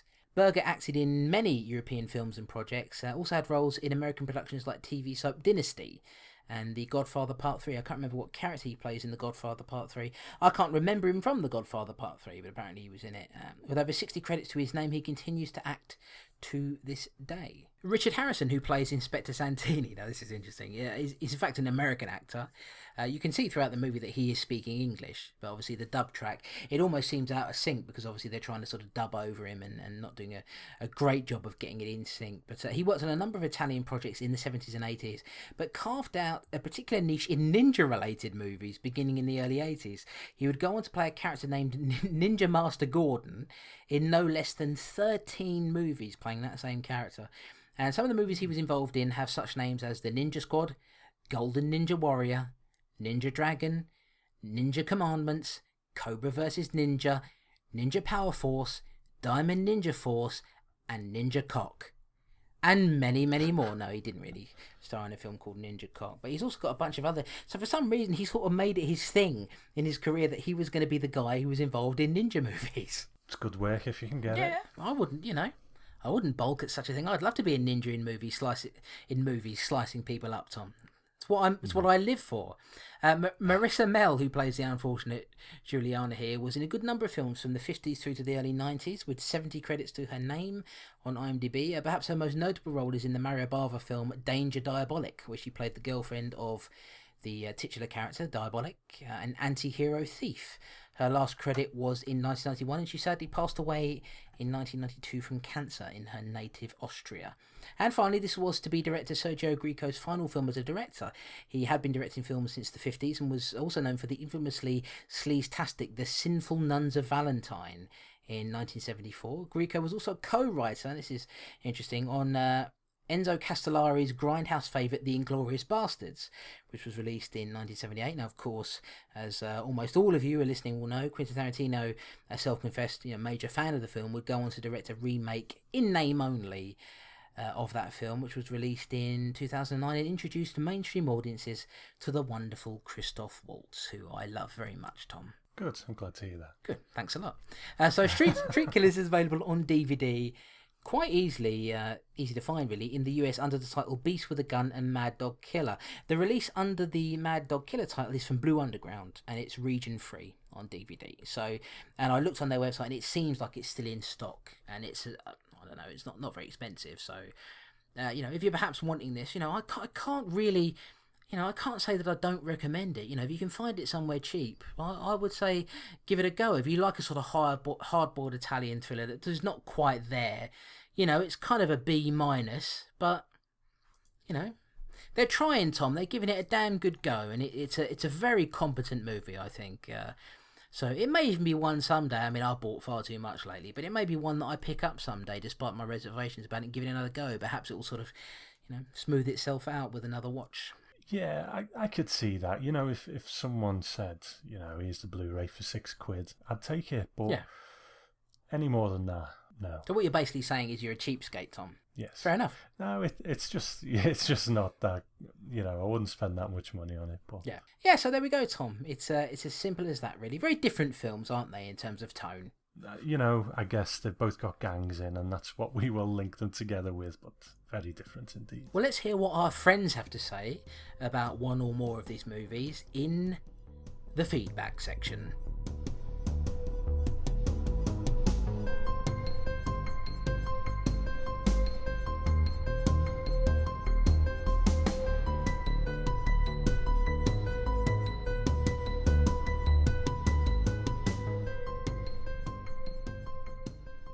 Okay, so first up, we have an email from somebody who we speak to on Twitter quite often. I know you know him very well, in particular, Tom. I don't know. I can't remember if we've got an email from him before. I have a feeling we may have. But who's that email from, Tom? This is from a gentleman by the name of Dave Probert. I don't think he's fed back to us on this show before. He fed back to my old podcast, The Gentleman's Grindhouse, back in the day. And he is the editor at a site called Geek Planet Online, which I used to do that podcast on. Really nice guy. You know, he has done a ton of podcasting himself, both in the past and at the moment. He does one called Twice as Bright, Half as Long, where they look at kind of aborted TV shows, you know, things that didn't last too long, and see whether they're any good. He's also got one called Tangential Deviation, which is sort of like a talk show format. I've been on that in the past. Yep. I think you got invited onto it as well, didn't you? I did, and I got really busy, and unfortunately, I like an idiot, I never sort of got back to him. I'm sorry about that, Dave, if you're listening. If you ever want me, you know, let me know. I'm sure my time has passed now, because I've noticed some of the people he's had on there are sort of quite academic and everything, and I sort of think, oh, why would he want to talk to an idiot like me? But I'm sorry about that, Dave. I wasn't purposely ignoring you there. Just unfortunately, life got a bit mental for me. But yeah, no, very interesting show. I listened to a few episodes of it. Okay, so yeah, he can be found at Geek Planet Online, and I'll just read out his feedback. He says, "Gentlemen, I've been listening for a long time, and I have become a big fan of the show. So I was happy to have stumbled across the 2 films you're covering for this edition, so I could finally send some feedback. So, Mad Dog Killer was an okay film, clearly going for a dark crime thriller vibe with a side order of exploitation. The first half of the film is essentially just Nanny and chums being violent and mean to a variety of people. I could have done without the rape scene, but it does underline what a thoroughly unpleasant person Nanny is. The problem is the plot changes tracks in a really clunky way. We go from Nanny having committed murder and rape to seeing his victim walking down the street and apparently living with Nanny with no transition, which is confusing. And then we get an info dump about Nanny planning to use her father to pull off his next job. It all feels a little clumsy. Yeah. Then you have Inspector Santini, played by Italian Charlton Heston, who surely joins the great pantheon of splendid moustaches that have appeared in The Strange and Deadly Absolutely. Show. I think this is one of the best, because if I had to have a moustache, you know, if someone put a gun to my head and said, you've got to grow a moustache, I would probably choose this one. Definitely. If I had to have anybody's moustache tickling the bottom of my shaft, I would choose this man's moustache for that. He's portrayed as this tough, no-nonsense cop, despite not being terribly good at his job. Yeah, you're right about that one. He has Nanny cold when he sets up the trap of him and his gang, and yet somehow seems to bungle it by not immediately arresting them the moment they arrive. I did enjoy his final confrontation with Nanny, as it reveals Nanny to be the coward Santini has said he is for the whole film, and given everything he's done, it's satisfying to see Santini knock 7 shades of shit out of him, but not kill him. Overall, Mad Dog Killer is the kind of European exploitation crime thriller I imagine a young Quentin Tarantino watching. Yeah, I could see that. The kind of stylized violence combined with the music in some scenes feels like something he'd go on to refine as a director. Yeah, well, I do believe, just to jump in there, that he mentions Helmut Berger in Jackie Brown. Ah. Yeah, I think so. Don't quote me on that, because I may be wrong, but I think so. Definitely, and this is a sort of thing. This is Quentin Tarantino's bread and butter, isn't it? Really, so you can imagine that. Yeah, definitely. Okay, now on to Mad Foxes. My word, the great changes in this make Mad Dog Killer's plotting seem smooth and fluid. The main problem being that it keeps changing every 20 minutes. The main problem with this is Hal, who's a total arsehole from start to finish. And the film opens with what is clearly a man in his late 20s to early 30s taking an 18-year-old girl out for her birthday. Oh dear. The implication being he's been seeing her since he was 17 and has been waiting eagerly for her to turn 18. See, I thought that he looked like he was in his 40s. I thought he would look even older and, you know, perfect. Hal is the one who starts the feud with the bikers. He kills one of them before they attack him. Well, I don't know, he sort of killed himself. And if it wasn't for the fact that they rape a teenager, I'd kind of be on their side. Then it looks like it is going to become some sort of martial arts revenge movie, with Hal calling a gang of rejected Street Fighter characters to help him deal with the bikers. Yeah. This led to the most hilarious scene of the film, where a bunch of men in martial arts garb surround the bikers and proceed to show off all the martial arts moves they've seen on the telly, like a bunch of 8-year-old kids play fighting. That's what it was like, wasn't it? It was like kids playing fight in a playground. They're supposed to be trained martial artists, and they look like they've never thrown a punch in their life. It's the worst fight scene I've seen committed to film, and culminates in one of the cast of Springtime for Hitler being fed his own little Adolf. The martial artists were so lame, I was rather pleased when 5 minutes later they were all machine gunned to death, and then the film makes a major handbrake turn in the plot when Hal drives off and decides to go visit his parents and pick up a random woman on the way. This was such a boring section of the film. Hal is a wanker, so I honestly couldn't care less about his poorly acted family. The only mildly interesting thing to happen in this section was the fact that Hal apparently likes to have sex in a bath full of limeade. The rest was Hal showing off his country pursuits and generally being a spoiled jerk. I was frankly relieved when the bikers showed up to murder everyone because something interesting was happening. Yeah, that really is an odd section. So Hal finds his family dead, leaps into his cockmobile and goes on a murder rampage. This might have had a Straw Dogs vibe had Hal not been such a self-absorbed prick up to this point. As it was, I was just waiting for the film to end. I liked the ending because it meant Hal got killed, which he thoroughly deserved at that point. Well, he hates Hal, doesn't he? Yeah. I don't blame him. Mad Foxes is a mess of a film that can't decide what it wants to be. Sadly, it isn't so bad it's good. It's just bad and occasionally boring. I will give it some credit for having roughly equal amounts of male and female nudity, but that's about it. Thanks for a great show, and I look forward to hearing your thoughts on these two. All the best, Dave.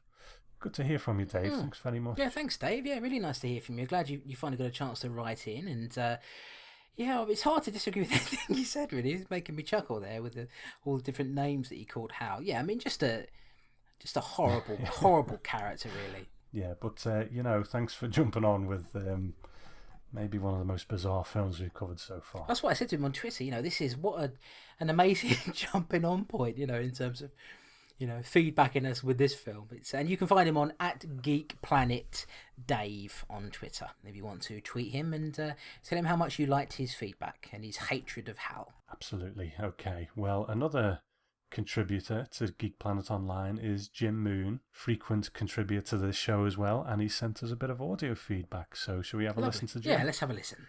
Hello once again, gentlemen. Well, that was another odd double bill. But that's how I like 'em.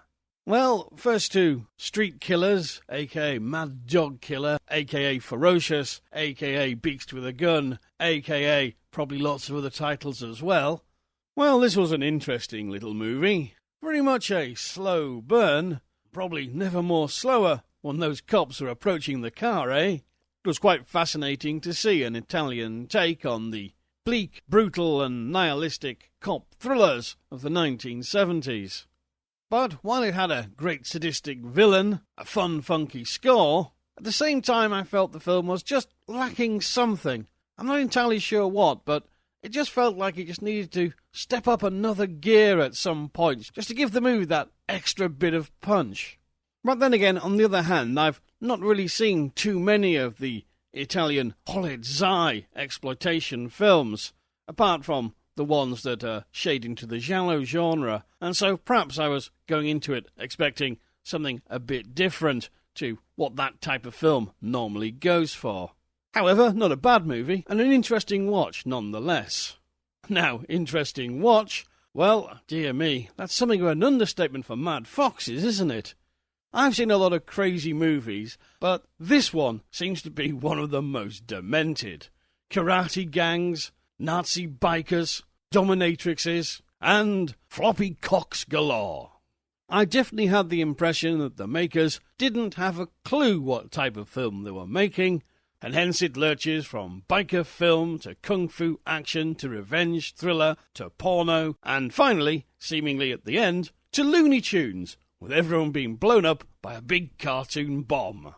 Well, It's certainly one way to end a movie, I'll give it that.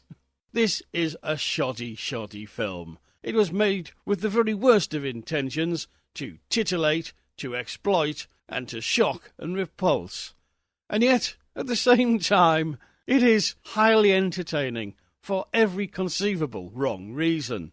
Maybe it's just a survival instinct that long-term movie buffs develop, but I really relish these types of films where you haven't a clue what's going on, and apparently neither did the makers. This film bounced deliciously between genres, didn't have a clue what it was doing, and becomes so bizarre I'm sure it must be a classic of some sort. Of what sort, though, I haven't the faintest idea. But what I can say is that it is certainly the most entertaining Nazi bikers from Floppycock Hell film that I've ever seen. Okay, thank you very much, Jim, your brilliant voice. So he felt that the movie Mad Dog Killer was an interesting Italian take on cop thrillers of the 70s and had a great sadistic villain. I kind of agree with him here. He said that he felt the film was just sort of lacking that kind of extra special oomph, really, to take it up another level. Not a bad movie, though, and an interesting watch. Yeah, I pretty much agree, really. Yeah, I sort of found it that way. I think I like it a little bit more than you, Tom. I did find it an interesting watch, but yeah, with those flaws there. But he considers The Mad Foxes to be one of the most demented movies he's ever seen. Yeah, I mean, one of the most demented on this list, I would say. Floppy cocks galore. Yes, floppy cocks galore. That's okay. what he said. Has the impression the filmmakers had no clue what kind of film they were making, yeah, which explains all the sort of disparate elements of it. I agree. It just was put together with no thought towards cohesion whatsoever. But, you know, he does go on to say that it's the best floppy cock bikers from hell film that he's ever seen. And when you put it that way, it's right up at the top of the list. I agree. No, absolutely. Yeah, very good point. Thank you very much, Jim. We always love hearing from you, and the fact that you go through... A man like Jim Moon, a respectable man, has to sit there and watch these movies along with us. You know, you have my eternal respect for that. Another old friend of the show, Seth McKevlin. He sent us a bit of feedback in too. He has indeed, and he sent us an email and he says, "Hey guys, interesting films this week, a bit of the old ultra-violence, eh? I can't help but wonder if A Clockwork Orange really ushered in the age of the brutally violent film. Mad Foxes was as trashy as I assumed it would be based on the trailer. But one thing I never got from it was, why were they after that guy? Did I miss something? I guess they were just jealous of his sweet ride, or maybe the fact that he's so handsome that he can just pick up girls hitchhiking and they'll instantly fall in love with him. The only way they seem to get girls is to pay Nazi dominatrixes, rather. Not a terrible film, but the ending was truly lame." Well, as we discovered, Seth, that what happened was he really pissed them off when he turned a corner. Yeah. That's what happened. So he goes on to say, "I feel like Mad Dog Killer was drastically better in terms of actual filmmaking. There had to be an experienced cinematographer behind the camera on this one. The scene where they're beating and burying the informant is a good example. The combination of the ultra widescreen picture, the close-up on the killer in the victim's eyes, and the dramatic music all felt like a spaghetti western to me. I love the music in this one. The score had a recurring theme, but unfortunately it was more of a love theme and didn't fit many of the scenes it was used on, unless you're a sicko." The first grand assumption there, Seth. When the first rape started, there was no scoring, and I kept saying to myself, please don't play the theme, because I didn't want its beauty ruined, but of course they had to play it. These were pretty decent films, and I'm glad I got to see them. I know Chris had to enjoy Mad Foxes, if only for the top-notch martial arts. Seth. Oh, Seth. And the floppy cocks. And the floppy cocks, yeah. I'm a big fan of martial arts and floppy cocks. In fact, if you look at my martial arts collection, most of them are just featured naked men kicking others in the face while they're Let's stop. So, thank you very much, Seth. Yeah, you had a sort of interesting, but it kind of agrees with us on that. I do think Mad Dog Killer is drastically better in terms of actual filmmaking, and yeah, definitely a more experienced eye behind the old camera there. Yes, absolutely. Thanks, Seth. Always good to hear from you. But hold on a minute, Chris. We've got a message here from Gore Boy. Sorry, it's Gore Blimey and not Gore Boy. Right. Easy mistake to make. Here's some audio from Gore Blimey. Okay. Hi guys, Gore Blimey here. That's Gore Blimey, not Gore Boy. On Twitter as @DoubleAgent73. I managed to watch Mad Foxes this week, and here are my notes. I have to admit, violent crime drama with neo-Nazis is not really something I'd normally choose to watch, but this one turned out to be so much more than that.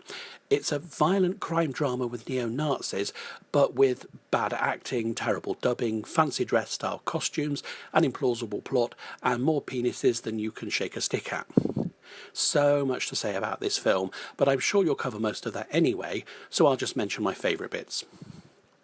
Hal likes to impress women by snogging them at traffic lights in his fancy sports car, or taking them to trendy discos, where choreographed jive routines pop up unexpectedly and don't seem to quite fit in. A bit like Pan's people on Top of the Pops. We get a car chase that involves speeded up film, and a mannequin being flung over some parked cars, and some slightly rubbish bikers who wear stupid clothes and seem to drive into things a lot.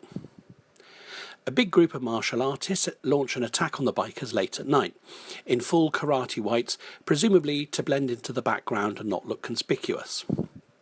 After some half-hearted kicking and jumping around, there's a surprising emasculation scene. It's mostly surprising because the guy just lies there shouting and makes no attempt to use his hands to push them away or stop them.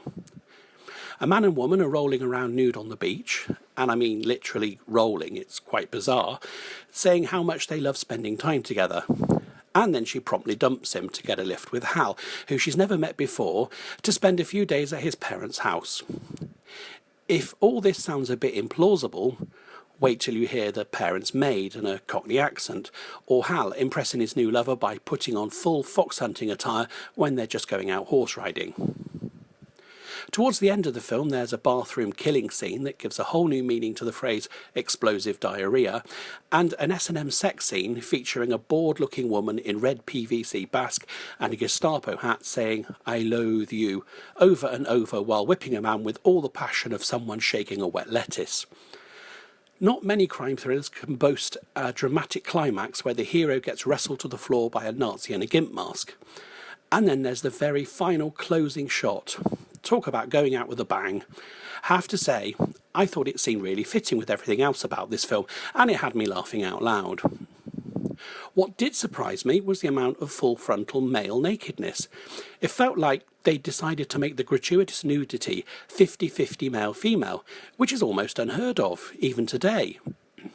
Though, curiously, the men in question all seem to be pasty, hairy ones with big moustaches, who could have been on a Director Inquiries advert.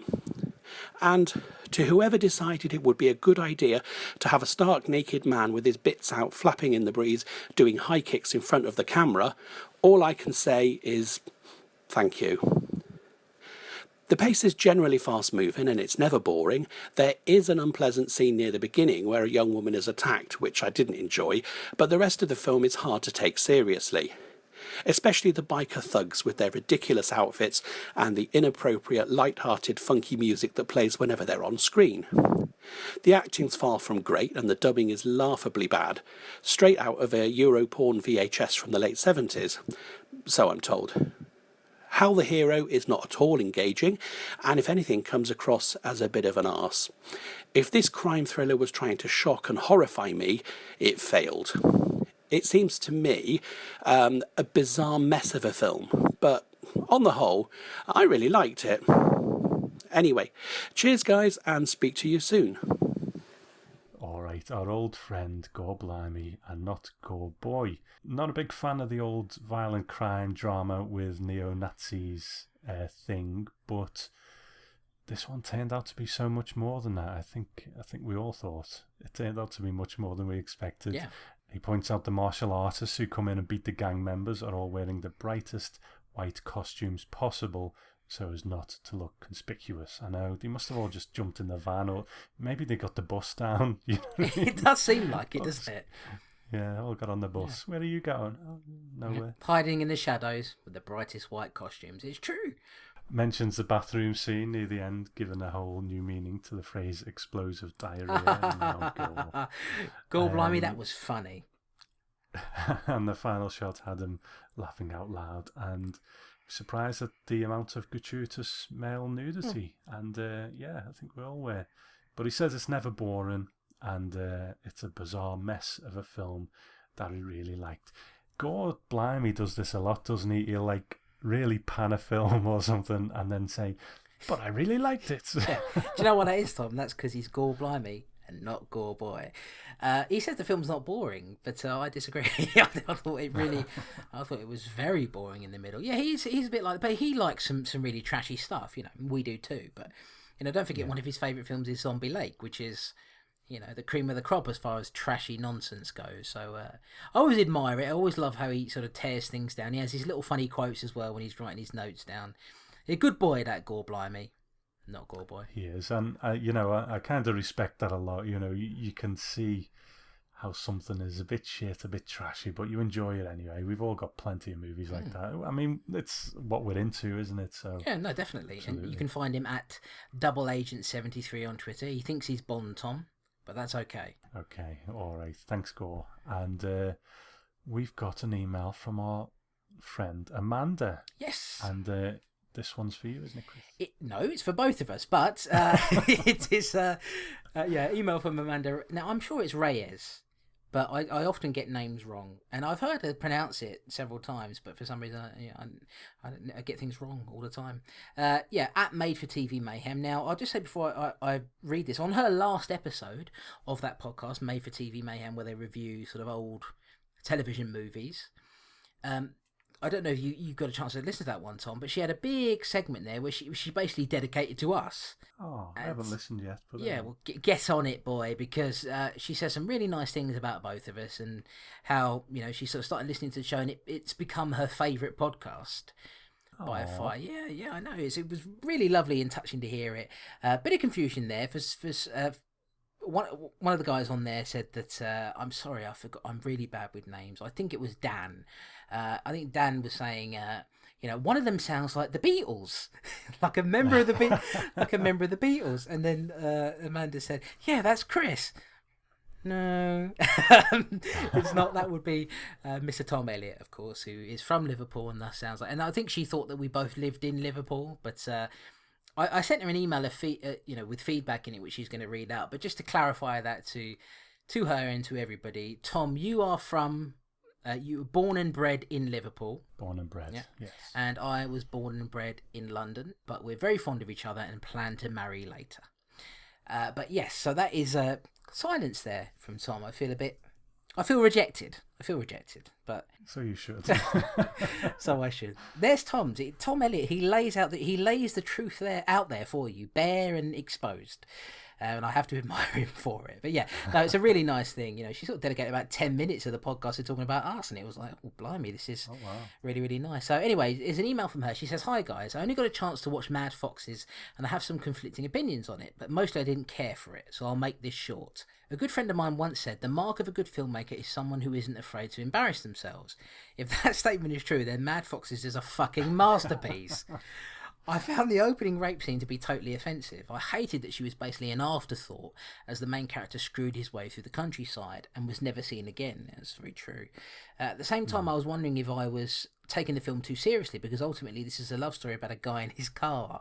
All those shots of his plush wheels and the dashboard cam that captured the road so lovingly from the hood said to me that Mad Foxes was faux bravado, testosterone-infused, slimeball machismo, exploitation madness. Those are ingredients I should love, but it was ultimately an ugh-worthy experience. I did like the dominatrix, though, I have to admit. I kind of want... I want more of an explanation for that, Tom, because... That's a very, it's just a one-sentence statement. I did like the dominatrix, though, I have to admit. Why? Are we getting an insight here into Amanda, something we didn't know before? She let something slip there. She definitely has. And spoiler, I was happy everyone died. I hope the car bought it too. Also, I've never been so happy to see guys put their clothes back on.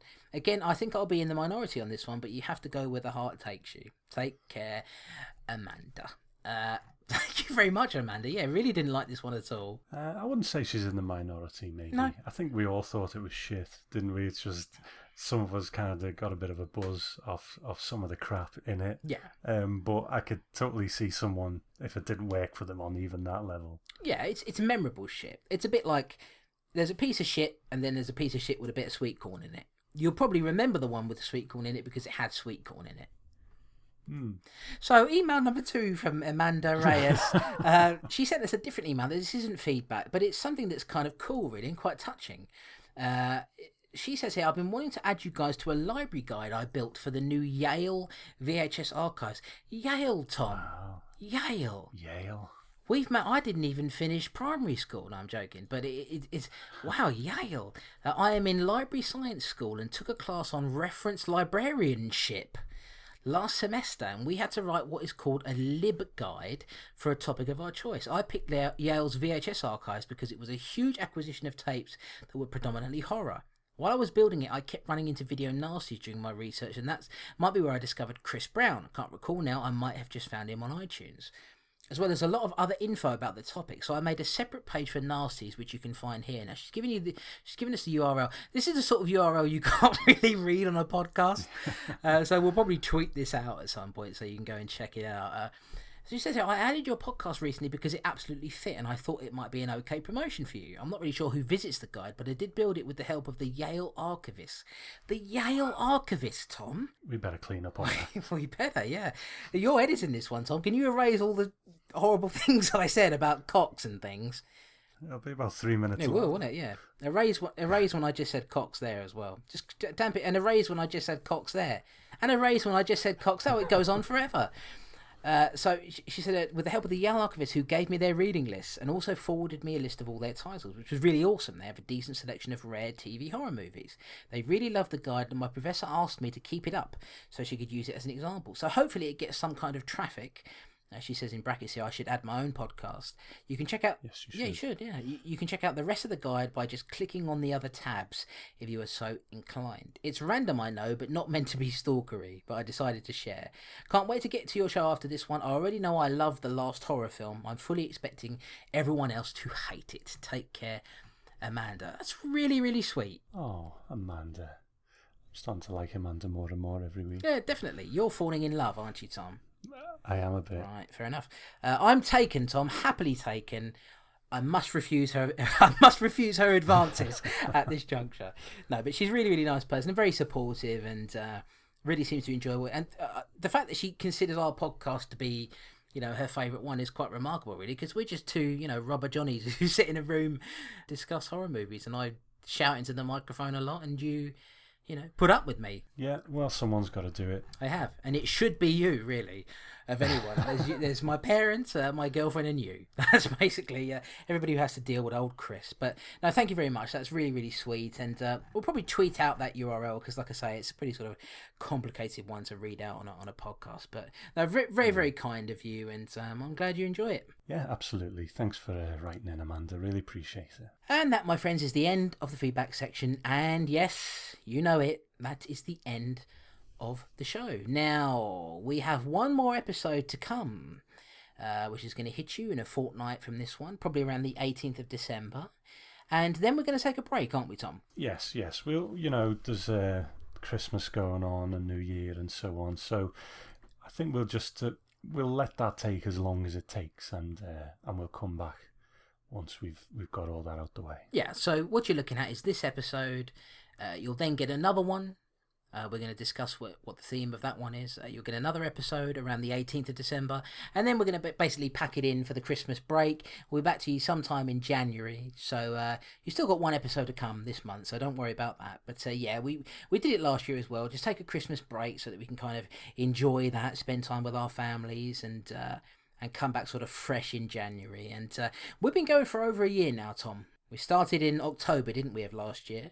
We're sort of at the halfway point now, aren't we? Or I guess we will be in the next episode, maybe. So yeah, another year or so of Strange and Deadly after this to get us through this list. Yeah, we're on episode 20, Tom. They tried to take us down, but they couldn't do it. So yeah, it's sort of interesting. We're getting through this list. We're actually doing it. I know, and the thing is, looking at it, I think it's going to get more obscure. I think we might have put the less obscure... Don't get me wrong, there's a couple of episodes. I mean, there's like Night of the Living Dead, for God's sake, and Dawn of the Dead, and Suspiria and stuff on the list. So they're to come, but there's a lot of obscure stuff as well. Yep, so, yeehaw, yarg, get your pirate hat on, and off you go.